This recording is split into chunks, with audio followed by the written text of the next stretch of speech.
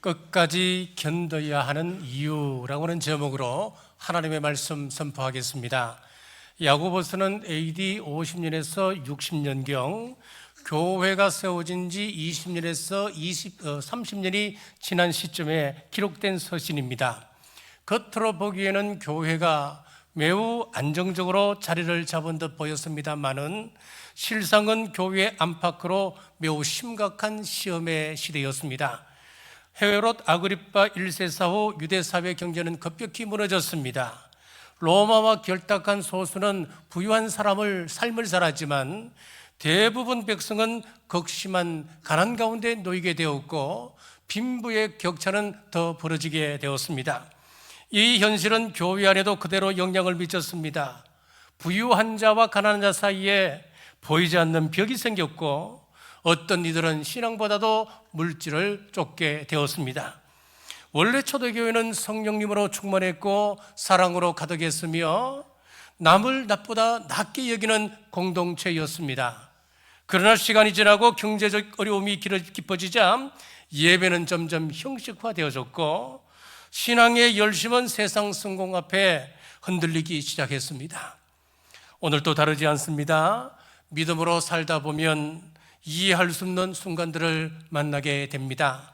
죄 때문이 아님에도 가난과 질병, 오해와 실패가 찾아올 수 있습니다. 그리고 시련이 길어지면 신앙의 자리를 떠나고 싶은 유혹을 받게 되지요. 그러나 여러분, 아직 이야기는 끝나지 않았습니다. 영화를 보면 중간에 갈등이 지나야 마지막 해피엔딩이 있듯이 지금 포기하면 이 이야기의 참된 의미를 알 수가 없습니다. 야고보가 말하는 시험도 그렇습니다. 시험은 우리를 무너뜨리기 위한 것이 아니라 끝까지 견딘 믿음 위에 하나님께서 생명의 면류관을 씌우시기 위한 과정입니다. 이제 오늘 말씀을 통해서 시험 앞에서 성도들이 취해야 할 태도가 무엇인지, 왜 끝까지 견디는 신앙이 복이라고 하는지 함께 나누겠습니다. 첫째, 시험을 참는 자가 복이 있다 하십니다. 2절 상반절, 12절 상반절입니다. 같이 읽겠습니다. 시험을 참는 자는 복이 있나니. 아멘. 본문에 보면 분명히 말씀하시기를 시험을 피하는 자가 복이 있다, 그렇게 말씀하지 않으시고 시험을 참는 자가 복이 있다라고 말씀하고 있습니다. 자, 여기서 자연스러운 질문이 생깁니다. 도대체 성경이 말하는 복이란 것이 무엇일까요? 어느 날 세 사람이 죽어 염라대왕 앞으로 갔습니다. 염라대왕이 살생부를 쭉 살펴보다가 이제 당황한 빛을 보입니다. 야, 이거 큰일 났네. 아직 올 때가 아닌데 잘못 데리고 왔구만. 하지만 이미 땅에서는 장례식도 다 치러졌고 다시 옛몸으로 돌아갈 수 없으니 참 미안하게 됐네. 하지만 소원을 한 가지씩 이야기하면 다시 태어나게 해주겠다 했습니다. 첫 번째 사람은 저는 평생 너무 가난하게 살았습니다. 이제 다시 태어난다면 부자로 좀 쓰고 살고 싶습니다. 부자로 태어났습니다. 두 번째 사람은 저는 늘 무시당하며 살았습니다. 다시 태어난다면 좀 권력자가 되어 떵떵거리며 살고 싶습니다. 그는 권력을 가진 사람이 되었습니다. 세 번째 사람은 저는 돈도 권력도 필요 없습니다. 그저 공기를 맑고 인심 좋은 곳에서 사랑하는 아내와 여러 명의 자녀를 낳고 오손도손 행복하게 살고 싶습니다. 자, 이 세 가지는 우리가 흔히 이야기하는 동양적인 복 개념입니다.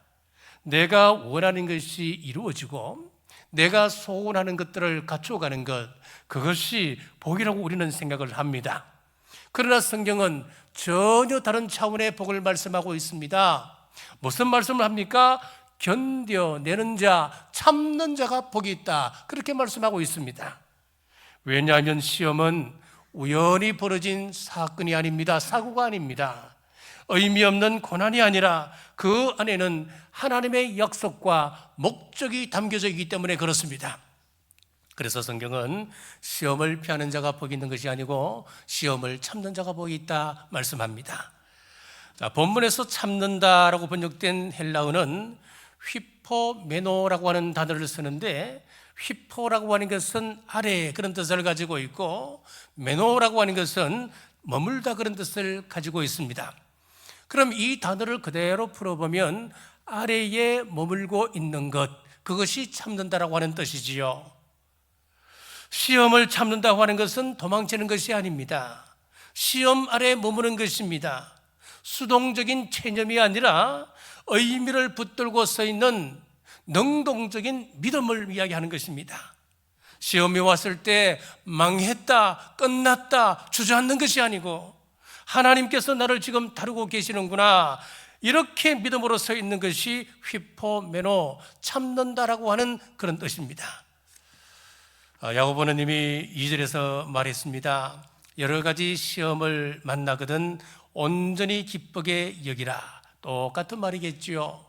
여기서 기쁘게 여긴다라고 하는 것은 시험이 즐겁다 그런 말이 아니에요. 시험 너머에 생명의 면류관이 있다고 하는 사실을 믿고 소망 가운데 견디라, 그런 의미입니다. 스데반이 공의 앞에 섰을 때 돌이 날아왔고 극심한 고통을 느낍니다. 그러나 그는 원망하지 않았습니다. 하늘을 우러러 하나님의 영광을 보고 하나님 보좌 우편에 예수님께서 서신 모습을 보았습니다. 그 순간 그의 얼굴은 천사와 같이 빛났고 원수까지 용서하며 기도할 수 있었습니다. 그 자리에 한 청년이 있었습니다. 바로 바울이 되기 전 사울이었습니다. 이 모습에 사울이 얼마나 큰 충격을 받았겠습니까? 훗날 바울이 빌립보에서 억울하게 매를 맞고 감옥에 갇혀 착고에 매였습니다. 하지만 그 또한 스데반처럼 원망하지 않았습니다. 오히려 하나님을 찬송했습니다. 그때 옥문이 열리고 착고가 풀리며 간수와 온 가정이 구원받는 역사가 일어났습니다. 시험을 참을 때에 하나님은 한 사람의 인생을 넘어서 공동체의 구원까지 열어놓으셨던 것입니다. 사랑하는 여러분, 시험을 만났습니까? 시험은 영원하지 않습니다. 시험은 끝이 있습니다. 반드시 복된 결말이 있음을 믿으시고 끝까지 참아내는 남부교회 모든 성도들 되시길 주님의 이름으로 축복합니다. 둘째, 시험을 통하여 우리의 사랑을 확인하십니다. 12절 중반절 같이 읽겠습니다. 이는 시련을 건디어낸 자가 주께서 자기를 사랑하는 자들에게, 주께서 자기를 사랑하는 자들에게, 이래 돼 있어요. 하나님은 시험을 통해서 확인하고 싶으신 것이 하나 있습니다. 정말 저와 여러분이 하나님을 사랑하고 있는가, 이것도 확인하고 싶어 하십니다. 사실 평온할 때는 우리가 하나님을 얼마나 사랑하는지 잘 드러나지 않습니다. 예배 드리기 좋고 형편이 편하고 삶에 큰 문제가 없을 때는 누구나가 다 주님 사랑합니다 고백할 수 있습니다. 그러나 시험이 오면 분명해집니다. 내가 하나님을 사랑하는지 아니면 세상을 더 사랑하는지 극명하게 이것은 분별이 됩니다. 성경이 말하는 시험에는 두 가지가 있습니다. 첫째는 페이라조의 시험이 있습니다. 이 페이라조의 시험이라고 하는 것은 시험과 욕심으로 인해서 스스로 불러들이는 시험입니다. 하나님이 주시는 시험이 아니라 내 안의 욕망이 만들어낸 유혹을 이야기합니다. 그리고 둘째는 도키마조의 시험입니다. 이 도키마조의 시험이라고 하는 것은 단련을 위한 시험으로 하나님의 사랑이 담겨져 있는 시험입니다. 오늘 본문에 나오는 시험은 바로 도키마조의 시험입니다. 우리의 불순물을 제거하고 우리가 붙들고 있는 것들을 내려놓게 하기 위한 목적이 있는 것입니다. 어느 농부가 암소를 키우고 있었습니다. 어느 날 암소가 이제 새끼를 낳았는데 쌍둥이 송아지를 낳은 겁니다. 얼마나 기쁘겠습니까? 그래서 이 새끼를 받아놓고는 헐레벌떡 아내에게 뛰어가서 여보 송아지가 두 마리가 태어났어. 하나님께서 이렇게 쌍둥이 송아지를 주신 것은 하나님의 은혜지. 그러니까 한 마리는 우리 하나님께 바치자 그랬습니다. 듣고 있던 아내가 그럼 어느 송아지가 하나님 거예요? 그랬더니 남편이 하는 이야기가 뭘 그걸 벌써 구분하냐고, 다음에 키우다가 그냥 하나님께 드리면 되는 거지. 며칠 후에 송아지 한 마리가 죽었습니다. 얼굴에 사색이 된 농부가 아내를 찾아가서 하는 이야기가, 여보, 큰일 났어. 하나님의 송아지가 죽었네. 이것이 바로 우리의 모습이 아닙니까? 하나님께 드리겠다고 말은 하지만은 시험 앞에 서면 언제 그랬냐는 듯 우리는 슬금슬금 뒤로 물러서 버리고 마는 것입니다. 하나님은 시험을 통해 말이 아니라 실제 우리의 선택을 보고 싶어 하십니다. 아브라함을 보십시오. 늦은 나이에 독생자 이삭을 낳았습니다. 얼마나 귀한 아들입니까? 하루하루 행복하게 살아갔을 겁니다. 그런데 하나님께서 어느 날 오셔서 네가 사랑하는 독생자 이삭을 내게 번제로 바치라는 겁니다. 하나님은 아브라함에게 하나님도 붙들고 독생자 사랑하는 아들도 붙들어라 그렇게 말씀하지 않으신 겁니다. 둘 중 하나 선택하라고 하셨습니다.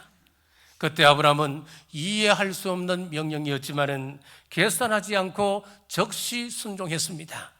그때 하나님께서 이제야 네가 나를 사랑하는 줄 알겠노라. 하나님은 오늘 우리에게도 같은 질문을 하십니다.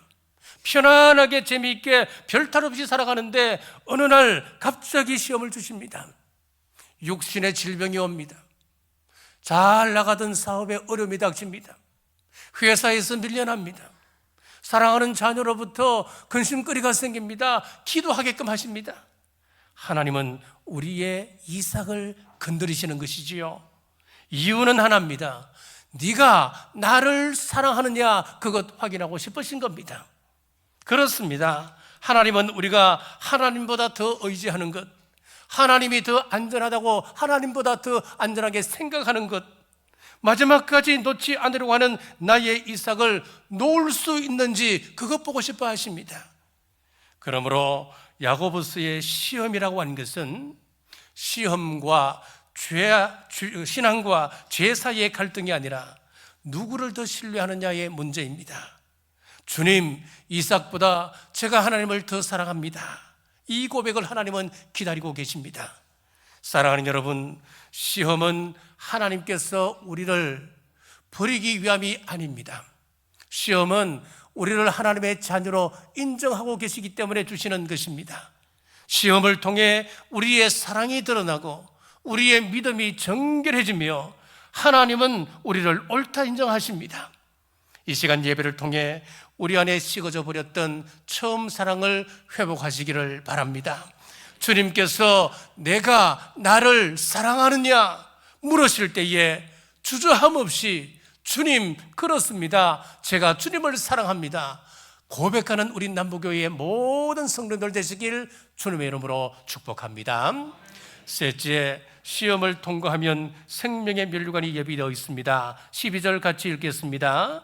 시험을 참는 자는 복이 있나니 이는 시련을 견디어낸 자가 주께서 자기를 사랑한 자들에게 약속하신 생명의 면류관을 얻을 것이기 때문이라. 아멘. 시험을 참는 자는 복이 있나니. 자, 이 구조 여러분 혹시 마태복음에서 기억나지 않습니까? 마태복음 8장에 보면, 마태복음 5장에 보면 팔복이 나옵니다. 그 팔복에 우리 주님께서 8가지 복을 선언하시면서 또 이 구조를 말씀하셨거든요. 심령이 가난한 자는, 애통한 자는, 그렇게 말씀하시잖아요. 그런데 여기 딱 보니까 야고보 사도가 야고보서에서 시험을 참는 자는 그렇게 말씀하고 있단 말이죠. 왜 그럴까요? 지금 야고보서를 기록하고 있는 야고보 사도는 예수님의 육신의 친동생입니다. 그러니까 예수님보다는 누구보다 가까이 있었고 예수님을 누구보다 잘 알았던 사람일 것입니다. 예수님께서 8가지 복을 이야기하셨다면, 그 구조를 말씀하셨다면 지금 야고보 사도 또한 형님의 그 유지를 따라서 똑같은 구조를 여기서 선택하고 말씀하고 있는 거예요. 자, 뭐라고 이야기합니까? 시험을 참는 자는 복이 있나니. 여기서 복도 똑같습니다. 예수님께서 말씀하셨던 그 복과 같은 단어를 사용하는데 마카리오스라고 하는 헬라어 단어를 씁니다. 마카리오스는 참으로 복되도다 라고 하는 감탄의 의미가 들어가 있습니다. 야고보는 지금 시험을 견디고 있는 성도들을 향하여서 이야, 지금 당신들은 어마어마한 일을 하고 있군요. 당신들은 복받을 사람입니다. 이야, 어떻게 그 시험을 이겨낼 수 있습니까? 이야, 정말 대단합니다. 생명의 면류관을 받을 사람들이 당신들입니다. 지금 감탄하며 격려하고 있는 그런 내용이에요. 고대 경기에서 월계관은 오직 한 사람 우승자에게만 주어졌습니다. 자, 그러나 야고보가 말하는 하나님은 한 사람에게만 주시는 분이 아니십니다. 시험을 견디는 모든 사람에게 생명의 면류관을 주신다 말씀하고 있습니다. 이 세상 면류관은 며칠 지나면 시들어지고 말 것입니다. 그러나 하나님께서 주시는 생명의 면류관은 썩지 않고 사라지지 않고 영원한 것입니다. 여러분은 정말 생명의 면류관을 기대하십니까? 말로는 천국을 소망한다 하지만, 생명의 면류관을 원한다고 하지만은 실제 내 삶을 돌아보십시오. 우리 마음 깊은 곳에서는 이 땅의 면류관을 더 사모하고 있지는 않으신지요? 성공의 면류관, 물질의 면류관, 자녀 성공의 면류관을 말입니다. 우리가 하나님을 원망하는 이유가 어디 있습니까? 내가 소망하고 있는 이 세상의 면류관을 하나님께서 주시지 않으니까 우리가 하나님을 원망하는 것 아니겠습니까? 그런데 한번 생각해 보십시오. 하나님께서 왜 내가 원하는 세상의 면류관을 주시지 않을까요? 나보다 더 사랑하시는 분이 우리 하나님이십니다. 그 하나님께서 나를 알고 계시니까 안 주시는 것 아니겠습니까? 한 목사님이 꿩 농장을 방문을 했대요. 자, 방문을 했는데 그 농장은 신기하게도 울타리는 쳐져 있었습니다만은 위에 지붕이 없는 거예요. 그런데 더 놀라운 것은 꿩이 한 마리도 날아가지 않는다는 겁니다. 자, 농장 주인으로부터 놀라운 이야기를 듣습니다. 꿩은 하늘을 바라봐야 날아갈 수 있습니다. 그래서 머리에 조그마한 모자를 씌워주면은 꿩은 절대로 날아가지 않습니다. 자, 한번 그림을 한번 볼까요? 동영상 한번 보시겠습니다. 자, 꽁 머리에다가 저런 캡을 하나 씌웁니다. 코에다가 저걸 탁 끼우거든요. 딱 끼우면은 하늘을 볼 수가 없어요. 하늘을 볼 수가 없으니까 이 꽁은 그때부터 땅만 바라보고 주는 모이만 먹다가 결국은 그냥 식당에 팔려가는 겁니다. 그렇습니다. 하나님은 우리를 사랑하시기 때문에 때로 주지 않으십니다. 돈의 모자, 명예의 모자, 권력의 모자 때문에 영혼을 잊어버릴까? 그렇게 하나님께서 우리에게는 저런 것을 주지 않은 겁니다. 사랑하는 여러분, 하나님의 시험은 우리를 무너뜨리기 위함이 아니라 시선을 바꾸게 하시고 영혼을 준비하게 하시는 과정입니다. 아모스 4장 2절에 보면 참 중요한 말씀이 있습니다. 같이 한번 읽겠습니다.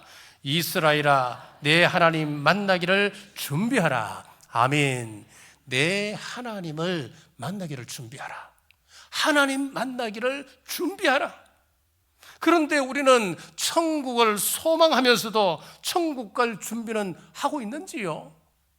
제가 주일마다 선포하는 기도 가운데 마지막에 우리 교우들 천국 가게 하옵소서 그렇게 기도하잖아요. 이 기도 속에는 아주 깊은 의미가 들어있는 거예요. 이 기도는 단지 마지막 목적지만을 말하는 기도가 아닙니다. 구원받은 사람들이 이 땅에서 어떻게 살아가는지를 묻고 있는 기도예요. 지금 우리의 삶이 믿는 자답게 살고 있는가? 우리가 천국 백성이고 천국을 소망하며 살아간다고 이야기하지만 과연 그 삶에, 그 물음에 합당한 삶을 살아가고 있는가? 하나님과의 관계를 묵상하고 이웃과의 관계를 점검하는 그런 기도입니다. 오늘 제가 기도할 때 이런 의미를 여러분들이 꼭 한번 가슴에 새기면서 이 기도를 한번 받아보십시오. 그러면은 여러분 의미가 달라지지요. 우리 남부교회 성도들 천국 가게 하옵소서. 우리가 이 의미를 생각한다면 여러분들은 아멘 소리로 정말 이 교회가 떠나갈 때 그렇게 응답하셔야 되는 거예요. 그렇습니다, 여러분. 그 뒤에 나오는 우리 남부교회 성도들 천국 갈 때까지 건강을 지켜주옵소서. 똑같은 말입니다. 그냥 천국 갈 때까지 나는 아무렇게나 살면서 내 몸에다가 온갖 나쁜 것 다 들어 부으면서 내 건강을 위해서 기도한다. 그건 아니잖아요. 우리가 하나님께서 주신 이 육신의 힘 가지고 적절한 운동도 하고 적절하게 내 몸을 관리하면서 그리고 하나님께서 주시는 그 복을 누리며 우리가 함께 나가는 것, 그거 결단하는 기도예요.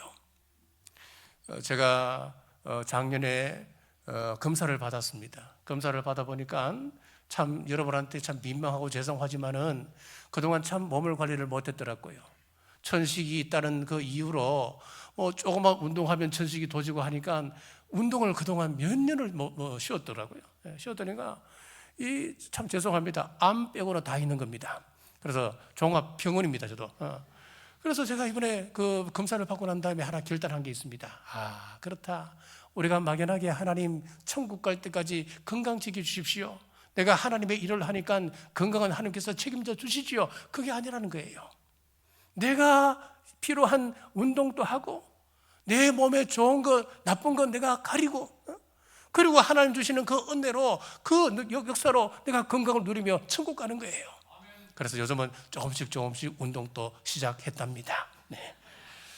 자, 여러분, 울타리는 연어는 강에서 태어나서 한동안 강에서 살다가 때가 되면 변화를 준비합니다. 바다로 나가게 되거든요. 자, 이렇게 준비를 하는데 한번 그림을 보여주십시오. 자, 이 그림이 바로 지금 바다로 나가는 그런 모습인데 연어의 치어는 다른 물고기 치어와 다 비슷합니다. 저런 유선형이 아니잖아요. 다 똑같아요.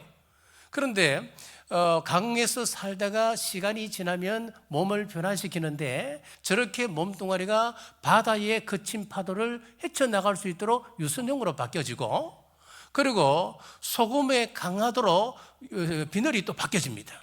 그리고 아가미 또한 소금에 강한, 소금에 적응할 수 있는 그런 아가미로 바꿔져 버린답니다. 이것을 스몰트화 그렇게 이야기를 합니다. 만약에 스몰트화가 이루어지지 아니하면은 이 연어는 바다에 나갈 수가 없습니다. 바다에 나간다 하더라도 이렇게 변화되지 아니하면 그 연어는 죽고 마는 것입니다. 미분인 연어도 바다로 가기 전에는 반드시 변화를 준비하는데 하물며 우리는 영원한 천국으로 가야 할 사람들이 아닙니까? 변화 없이 갈 수 없습니다. 그래서 이 교회 생활이라고 하는 것은 여러분들이 생각하는 이상으로 중요한 것입니다. 교회는 중요한 곳입니다. 이곳에서 영적인 스몰트화가 이루어져야 되는 것입니다. 인격과 성품이 바꾸어지지 아니하면 천국은 낯선 곳이 되고 마는 것입니다. 예수님이 또 말씀하셨습니다. 10명의 처녀 비유를 말씀하셨지요. 그 10명의 처녀가 신랑이 오실 것을 다 알고 있었습니다. 하지만 5 처녀는 준비하지 않았습니다. 그때 예수님께서 하시는 말씀이 천국은 예복이 준비되어 있지 않으면 갈 수 없다는 거예요. 예복이 준비되지 않는 사람은 쫓아내라 그랬습니다. 천국은 준비된 사람의 나라입니다. 자, 그러면은 여러분 여기서 중요한 질문을 받아야 됩니다. 중요한 질문을 던져야 됩니다. 그렇다면 우리가 천국 가려면은 이런 혹독한 시험을 거쳐야만 천국 갈 수 있습니까? 그런데 아닙니다, 여러분. 예수님을 사랑하는 자들에게 생명의 면류관을 주신다 그랬습니다. 사역을 많이 해서 받는 것 아니에요. 우리가 주님의 일을 위하여 충성, 헌신, 봉사한다고 주어지는 것이 아니에요. 11조 많이 한다고 주어지는 것 아닙니다. 주님을 사랑하기 때문에 우리 하나님은 생명의 면류관을 주신다 그랬습니다. 사랑하는 여러분, 시험은 끝이 아닙니다. 시험 너머에는 약속하신 생명의 면류관이 있습니다.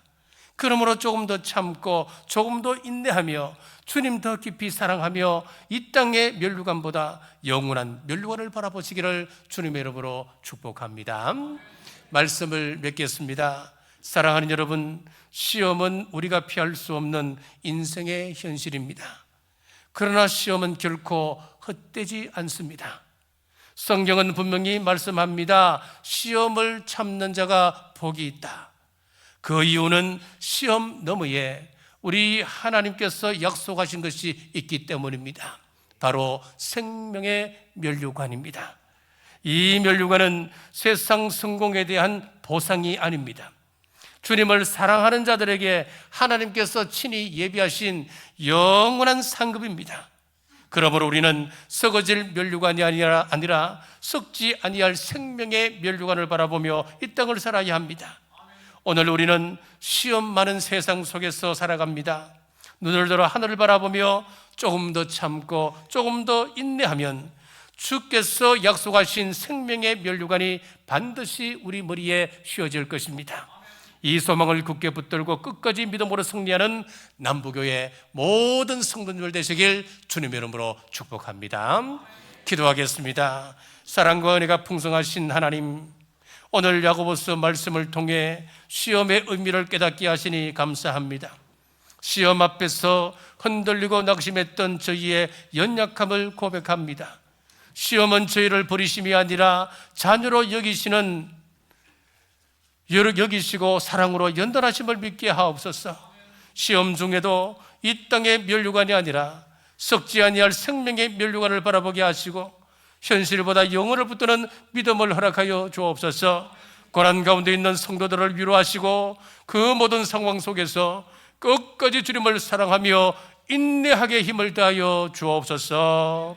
다시 오실 예수님 이름으로 간절히 기도드리옵나이다.